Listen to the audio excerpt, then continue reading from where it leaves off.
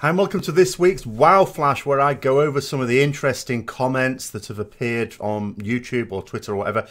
The first one this week is from Twitter. It's just a thanks actually for my recruitment series. I'm actually quite pleased people are still checking that out. But just really for a reminder, if people do want me to explain anything in a video or do a series of videos, throw ideas my way. I may not do them. If either the main I suppose requirements for me if I'm going to be doing like video guides is, first of all, it mustn't already exist. If I think it exists and I think it's fine, then, or I've no reason to suppose otherwise if I haven't seen it, then I tend not to do it. I remember a few weeks ago someone was asking me, you know, can I do a guide on raid bots? Now I've talked about raid bots before, but I haven't actually done a guide on it, and I was thinking, okay, yeah, that sounds fair enough. And then Preach did one, which I still haven't seen yet, but I assume it's absolutely fine, so I didn't do one. So I don't really look to repeat things. But if it's something that I think either doesn't exist or I could add something to it, then I'm absolutely up for doing that. So just a bit of a reminder there. There was actually a comment this week about understanding terms that I might talk about in terms of mechanics. For example, the word proc was come up. So I was thinking I actually might do, I'm planning on doing a bit of a beginner's series to WoW in a few weeks' time when I again have a week off. That's my project plan for the week off next month. And I was thinking, okay, so I could actually we do use terms actually when we're talking about the mechanics side of the game. So I was thinking of doing a beginner's guide to the mechanics of the game. So any ideas for things like that, throw them my way. So on to the YouTube comments. So the first one, this was to do, of course, with the problems with the implementation of patch 7.3.5. I did a video on it. I almost didn't do, because it's one of those things where I'm talking about something that is not widely known. Obviously, it's widely known that patch 7.3.5 didn't exactly go smoothly. What's less well known is the reason for it.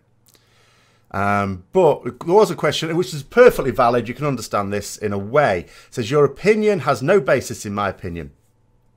It's not actually opinion. I do know what the problem was, and that's not widely known.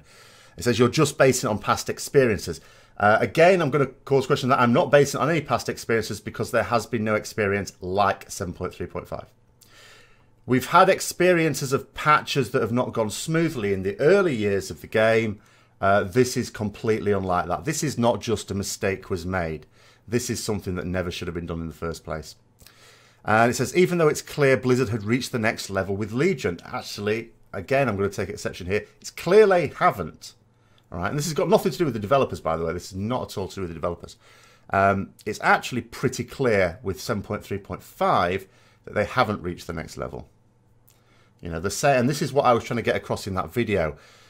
The same sort of refusal to accept that an idea might not be the best, and to actually discuss things that could easily go wrong with it, is what causes things like this. And also there were some comments treating it as if it was a bit of a problem, but it's sorted now. It's not sorted now. But again, it's one of those difficulties. It's not widely reported what the actual issues were. So it's one of those that I'll leave for later. But I can understand comments like this. So on to other things to do with 7.3.5. This one is to do with the zone scaling idea. It's one I've tackled a few times before. So having mobs take 2 to 3 times longer to kill is not what WoW needed. It's a horrible idea, a big step backwards. It's a big turn off to know that you will take 2 to 3 times longer to get to max level and end game now. And I think this comes at the crux of it. It's not that we should have mobs that we can one-shot. Bear in mind, we're not really one-shotting them all the way through leveling anyway. But yeah, I mean, the idea of one-shotting a mob obviously is not good. The problem is that in smoothing it out so that we have an actual battle with mobs, we create a situation where it does straight up take longer, because they haven't really... And this was, you know, this is still what baffles me. The fact that it hasn't been compensated by you needed to kill fewer of them. Like, to get to a certain level, let's say you need to kill 100 boars. Now, before you were one-shotting those 100 boars, now you're not. Let's say it's now taking you, I mean, let's say 5 seconds. So it's going to take you 5 times as long. You should have just had to kill 5 fewer. And then you're still taking the right amount of time to kill a mob, but you don't need as many of them to get to that particular level. And that's not what's happening. And the thing I've always said about the leveling process is it does take too long. Now, I know there's a certain Mr. Fenton who constantly has a go at me for this. Some people like the leveling. Some people like the leveling. The leveling has got nothing to do with any content. In fact, there is one piece of content, if we call it that is directly tied to leveling, and that's the acquisition of talent. That's it. Nothing else has anything to do with leveling. Questing in zones has got nothing to do with leveling. We only associate it with leveling because traditionally in World of Warcraft you get to level cap and you instantly abandon all your quests and do the end. You just switch to endgame mode. But that's not the way it has to be. Now, I'm going to do a video on this. I'm not going to go into too much detail here. But again, it's like, if you enjoy questing, that shouldn't have anything to do with leveling. And the idea of having zone scale should allow you to just do that leveling. And the incentive has got nothing to do with getting experience. Dungeons shouldn't have to. And in fact, dungeons, as we come to the next comment, so I'm going to read this next comment now, have actually been made worse. So it said, I just did Stratho with Pug Group and it was horrible. It took 30 minutes. Well, I'm going to play devil's advocate with this one in a minute. Mobs are too tanky. It takes too long to clear them. Also, experience you get from dungeons is not worth it anymore. Most people are deserting dungeons because it takes too long. Now, there's two sides to this. So the first side is you say took 30 minutes as if that's too long. There were times when dungeons took a lot longer than 30 minutes. And I would be in favour in theory if those times were brought back when a dungeon was a significant amount of time. So we can all look with misty rose-tinted glasses at the time when, you know, the dungeons was a significant amount of your time. And that was quite good. It was nice. It was good to go through all that. But that's not really the world we live in. And the problem is, although some people will instantly go, you know, dungeons should take a certain amount of time, they should be a significant amount of content. All that will ultimately happen as a result of this change is people will stop doing dungeons, which means you, as someone who likes the experience of taking time over a dungeon, will not find a group because you'll be in the minority. And that's what I have the issue with it. I don't have a straight up issue with dungeons taking longer. You know, that in a way would be quite nice. I'll tell you what I particularly didn't like of my original leveling experience. I changed my leveling strategy after a while anyway. But, you know, after I came back, you know, in Cataclysm, and the mode was very much one of queuing for dungeon after dungeon after dungeon, never leaving Stormwind or Orgrimmar. Once you'd got past level 15, you could do that. That's quite negative. So what I tried doing is, no, let's do it properly. We'll quest in zones, sign up for a dungeon that I haven't done before so I get the quest for it's more XP efficient. And when it pops up, you know, blah, blah, blah. The problem with that is before zone, I mean, it works, it's quite ironic, but before the zone scaling, you would be questing in your zone, get your dungeon pop, go into your dungeon, come out of it, and all the quests you're in the middle of are now grey, because you've gone up a couple of levels from the dungeon, or a level or something like that. So, and then you'd abandon them and go somewhere else, and it was all a bit, you know. With zone scaling, that shouldn't have to happen. You can come out of your dungeon, and you can pick up where you left off, because zone scaling, it's fine. Carry on. Good stuff. Problem is that because of this, a lot of people didn't like, I think, just dungeons as a piece of content for leveling. They did it because it was XP efficient. So that's just going to massively reduce the number of people wanting to do it, which could, in theory, it depends what times you do it as well, impact on the queue times. Now, it may well be that at peak times there are still enough people doing them that you can get into queues in reasonable time. But it may be that if you're wanting to do it on, say, a Saturday morning or something like that, that it's, you know, not going to happen. That's disappointing that, you know, to do solo stuff, you're now really in a position where you've got to do it at peak times. I mean, we'll see how it plays out. I don't want to sort of jump to conclusions here. But yeah, I'd take the two views on this one. One is I sort of think it's quite good if dungeons have to be done properly. At the same time, I also understand that people will just vote with their feet on that one and just not do them. They'll just quest. If that's the most efficient way to do it, that's what they'll do. Which is a better way of leveling. It's a more fun way of leveling. Or it would have been if they didn't change all the original 1 to 60 quests into the abominations we have now, but whatever. Next one, it says, I'm glad Blizz has realised Mythic Plus is the happy medium between those who want challenging PvE content that isn't solo and takes fewer, I'll correct you there, sorry, than 10 people. They may not stop there. I mean, obviously, yeah, I've said it before, I'll say it again. Mythic Plus is the big success in Legion. It's a piece of content, like, for a group of friends. Obviously, there's various people will do it, even, you know, raiders such as myself. But if you've just got a group of friends and you want to do some challenging content, and you don't want to do raids, or you don't want to get involved in a big guild or anything like that, Mythic Plus dungeons, absolutely fantastic. You know, you can never stop pushing yourself in those. You've always got the extra level of challenge there. You've got a point at which it will beat you back, and you've got to try and push through it or come back later. Rewards decent gear as well, of course, and rewards AP. So it gives you everything you could possibly need. So it's fantastic. But they don't necessarily have to stop there. I can't help thinking that with Battle for Azeroth, with the island invasion type things, I'm not sure in Battle for Azeroth this would be the case, but the sort of technology that's going to create these islands with the so-called smart NPCs could well lend itself to another small group piece of challenging content. Maybe in the following expansion, the same technology could be, you know, because I think in BFA they'll explore it, they'll refine it, they'll improve it, and then maybe for the following expansion, that could be something to go alongside Mythic Plus as something that you can do as a challenging piece of content in itself, without having to do other things alongside it. So there is definitely scope for the small group challenging PvE content, definitely. Next one. It says, I've been playing WoW since Legion. I've not experienced MOP and WoD's endgame, but farming raids just to get heirlooms or upgrade tokens sounds awful. So just to add some context to this, I was talking about the fact that end of MOP, the last raid boss, Garrosh, people would still farm him afterwards anyway, because obviously you didn't need to farm for gear because you've completed the game. But Garrosh had a chance on a personal loot basis, before personal loot was that widespread, to drop an heirloom weapon that was deliberately intended for you to level up in the following expansion, in WoD, as the case may be. Because the heirloom went from 90 to 100. Get it right. And then in WoD, you had Archimon, the final raid boss, and he dropped an upgrade token for the legendary ring to upgrade the item level by a bit each week. And of course, you could have several legendary rings depending on how many rolls your class had, so you could potentially get a lot of scope out of that.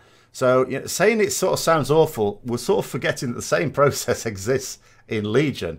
I wouldn't draw a distinction with Legion, because although I still hope it's not the last raid boss, and I don't believe it is, I know some people do, but I really don't know what you're thinking of. But anyway, until they say something, we don't know either way.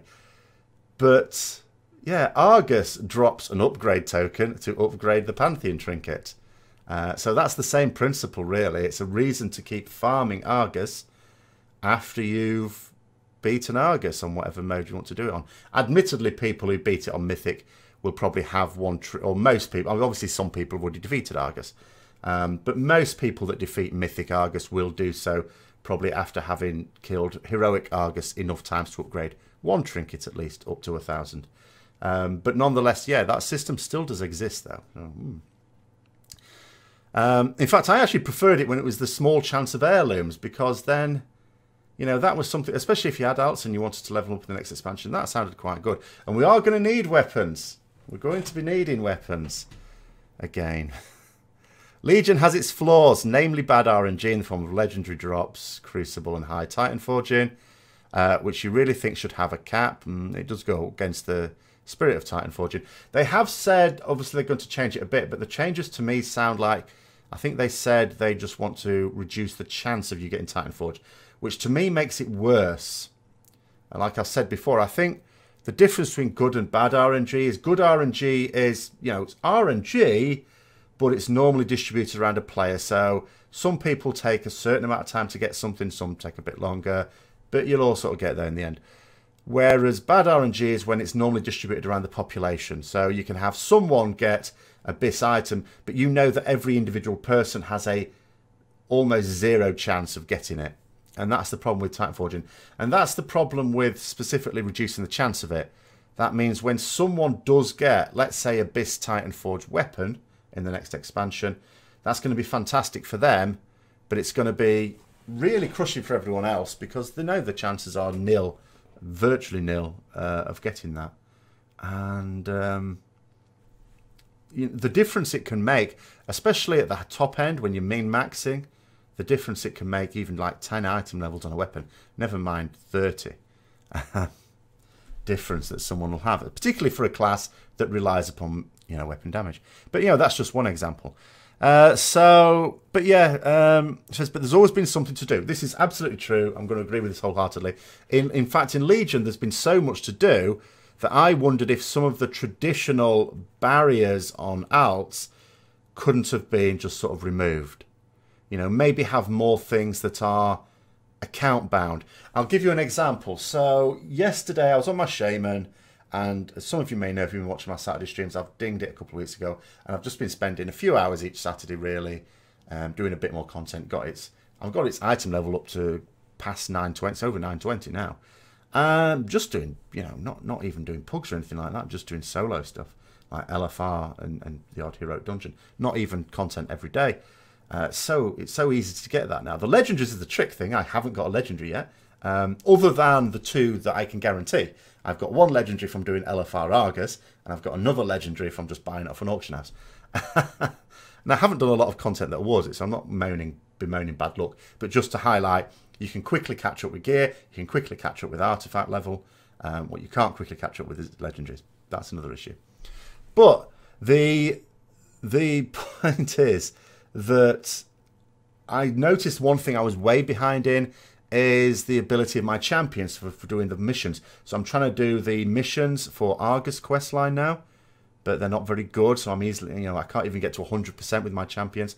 So I thought what I need to do is get some XP boost. You can get XP boost with nether shards from the nether shard vendor on the Broken Shore. I don't have many nether shards on my Shaman, but I've got plenty on my Paladin. And I remembered that there was some account-wide stuff. Now, you can get for nether shards armor pieces that will upgrade it to like something like 880 armor for your champions with nether shards. And it's account biased, so you can just give it to other alts. And then there's something else you can get for nether shards which boosts the XP, which is what I really wanted. So I bought a few of those on my Paladin and sent it over my Shaman, or tried to send it over to my Shaman. They're not account bound. Fair enough, I didn't actually look very carefully at it. Although I wasn't happy that I couldn't. Normally when you buy something for tokens, you can return it to the vendor within an hour or so. Couldn't do it. It wouldn't let me do that. It's like, you're a bit of a pain in the arse really, aren't you? But anyway, so I've bought those things. They're useless for my Paladin because all my followers don't got full XP. And can't even return them. But I didn't need the nether shards anyway. But that's an issue where I would think, but why can't the nether shards just be account bound? I understand why you put some of these restrictions in place in past expansions where alts were basically a piece of content. It was something to keep you having something to do when you'd done everything realistically on your main. Whereas that never happens now. It never happens. And it's not just that there is enough content that can fill your time. That was always the case. But obviously not everyone wants to do everything. Not everyone wants to do battlegrounds and arenas and raids and dungeons and blah, blah, blah, blah. But even if you just want to do some group PvE, like the raids and the dungeons, Mythic plus dungeons, is enough now. And then you've got your emissary caches and you've got, AP farming if you still want to do that on Argus and things like that. So there's definitely plenty to do. As I say, so much to do. I think they could have eased up a little. I mean, they have eased up a little bit on alts as the expansion's gone on, but then it was very draconian at the beginning. But I think they could have done a bit more just to help you get your alts up there. But anyway, that's just my opinion. And it says, anyways, the constant stream of content is something to appreciate. Indeed it is. And we just have to hope that they have proper plans in place for 2018. Because that, until they say what they are, is always in doubt. I am still not very... I certainly think they've got stuff for the first half of the year. But again, any pushback on the expected release of BFA, well, if it's only a little bit, it doesn't matter. But if it's significant, then that could cause trouble. But we shall see. I'm going to give them credit at the moment. Next one. So it says, your solution to too many guilds. This is going for a video I did ages ago, like Nighthold. Basically, again, just to add some context to it. So there was a particular point in Nighthold where there were just absolutely loads of guilds stuck on 3 bosses, Mythic bosses down. And these were guilds that had progressed through Heroic. It had taken them a certain amount of time to progress through Heroic. Then they'd moved to Mythic. They got 3 bosses down in a reasonable amount of time and then just completely stopped. We're never able to get another one down. And there was a lot of guilds in that situation. So I was sort of musing on the reason for that. Obviously, the first 3 were much easier than the others, but why was it that even a month or 2 later, some of them were still stuck on not getting others down? And one of the thoughts I had was, are there just too many guilds? As in, too many guilds with, with the ability levels just too spread out. And in Mythic, of course, much harder to carry, because there are some times when people are just going to get mechanics, they just have to deal with them. Whereas maybe on the first few bosses in Nighthold, some people could do extra work and cover for the people who weren't doing enough. But once you got past that point, it wasn't really possible anymore. So it says, your solution to too many guilds is that players above their guild's experience / commitment level should find a different guild, rather than players should teach and encourage guildmates to improve. It's no wonder there are too many guilds and too little commitment. It's not actually what I said, and I thought I was quite clear about this. What I said was that in those guilds, you will have people who do not want to learn. You cannot teach someone that doesn't want to learn. I know that. I'm a teacher. Okay? I have classes. In my classes, I have got people who are very eager to learn. Do you know what? They learn a lot. And I have students who don't want to learn anything. They don't even want to be there. They're sort of there because the law says they have to be there, or their mum says they have to be there, or something like that. Do you know what? They don't learn very much at all. But they all get the same teaching. In fact, ironically, the ones who don't learn at such a great rate get more teaching because they get a bit more one-to-one. They still don't learn as much. And that's ultimately it. Some people, it's almost like they're doing you a favour, or they just sort of feel that they should just have to turn up to the raids and do their best, as they call it. But for raiding, and particularly Mythic raiding we're talking about here, in Heroic, of course, that's fine. Nice social experience. Mythic progress raiding, I can imagine. I've not experienced it, but I can well imagine. Mythic is a different kettle of fish. You need everyone to know what they're doing. And many of those players don't. The bare minimum you expect of someone in a Mythic raid is they know how to play their class. The learning curve should be about learning the mechanics of the fight. Now, if you're struggling with your class, then inevitably you're going to be distracted from the mechanics. I mean, I demonstrated this perfectly on Saturday when I was streaming, and I did some LFR, just LFR on my shaman, but healing. I haven't healed for ages. I haven't played a shaman for a long time, and I haven't healed in a raid on a shaman for, I think, 2 expansions. I don't think I did it in 1. I think I might have done it in MOP. And yeah, and I kept, I was thinking, I was looking down at the bottom of my screen for my abilities. I haven't set up any notifications really, and working out what abilities to use and trying to keep an eye on people's health. And then every now and then something weird would happen. The tanks would drag the boss to a weird position, or some ground effects would appear, and oh my god, and I was totally distracted. And it was very difficult for me to juggle all these balls because I don't know how to play the class. I'm just learning it. So even in LFR, I was good. In Mythic raiding, if you don't know how to play your class, oh my goodness, it's impossible. You can't actually expect people to cope with the mechanics and be useful at the same time. You just can't. So you need to be very, very comfortable, almost using the Force with your class abilities, to be completely in tune with them, to be able to then have the attention to focus 90% of your attention on the fight itself. And that's just not there. And people are not practicing. People are not trying to learn their class. They're not looking at guides. And there are some people who'll go, why should I have to spend time looking at guides? Why should I have to spend time, simming myself? Why should I have to spend time looking at the tactics of the boss and stuff like that? Which is fair enough. That's fine. But it's just that don't help you kill a Mythic boss. That's will be fine for Heroic. You'll learn it over time. So that's what I was saying there. There were some people who just do not want to do what's necessary to succeed in Mythic progress raiding. And that's fine. It's a game. They don't have to. But if you are someone who is driven to succeed in that, you're not going to succeed in that guild. And what I actually said in the video, I didn't say those people should leave. What I said is they have a stark choice. You either stay and accept that you're never going to make progress in Mythic raiding, or you leave. And you have to decide what's more important. Do you enjoy playing with these people so much that you will sacrifice that progress, or do you move? And we always sacrifice it for something. Like I keep saying, I will sacrifice a lot of progress, a lot of world ranks to be in a guild that's Alliance, for example, because I much prefer playing Alliance. I played in a Horde guild. It was a very nice Horde guild for about a year. But I was very relieved to go to Alliance at a certain point, even though it was low in progress. You know, so I sacrifice things for progress, and so will others. Everyone sort of has, you know, what is their preferred balance. And if your preferred balance is, well, I need a lot more progress than this, then you need to move. That is what I was saying. Anyway, next one, it says, I really wish they would introduce a type of gameplay that is essentially a challenging way to play the game solo. Yes, I do too. It says, like, think Diablo 3 Greater Rifts, but in WoW. No. That's not what I was thinking. Says, that would be awesome. Mage Tower was a good first step towards that, and I really want to see more of it. That would give me something to do outside of raids, and something to want to gear my alts for, just adding more game hours for players who enjoy that type of gameplay, really. I really like it. And again, it's going to come up in a video that I'm going to be doing at some point. I say that as if I'm going to be doing it for the next week. The problem is that there's already 2 vlogs that I've been intended to do for the last 3 weeks that still haven't been done. So it's on a list, but it is going to get done.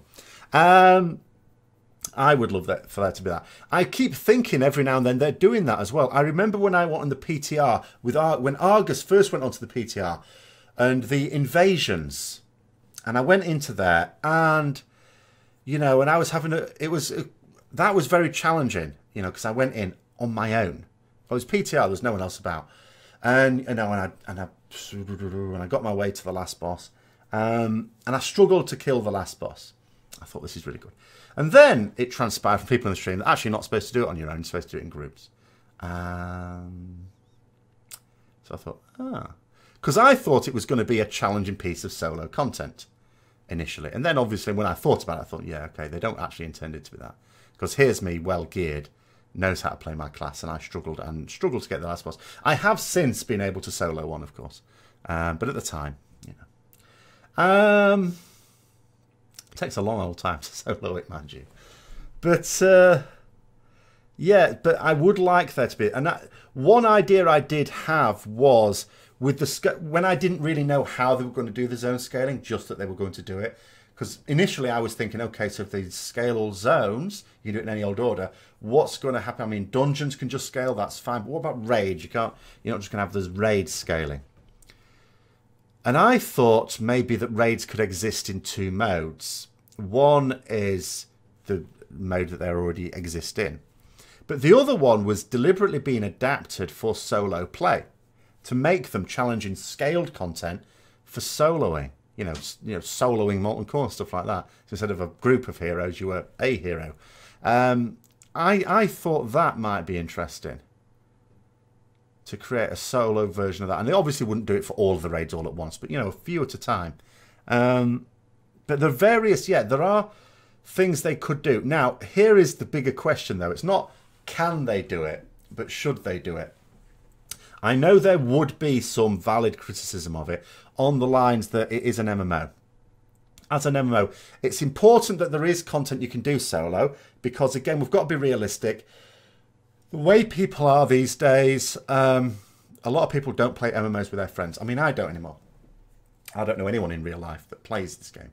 And when I play other ones more casually, like Star Wars, The Old Republic, Elder Scrolls Online, Lord of the Rings Online, again, I'm playing on my own. So it's important there's stuff for me to do that's solo. Otherwise, I wouldn't play them. I wouldn't pay those companies any money.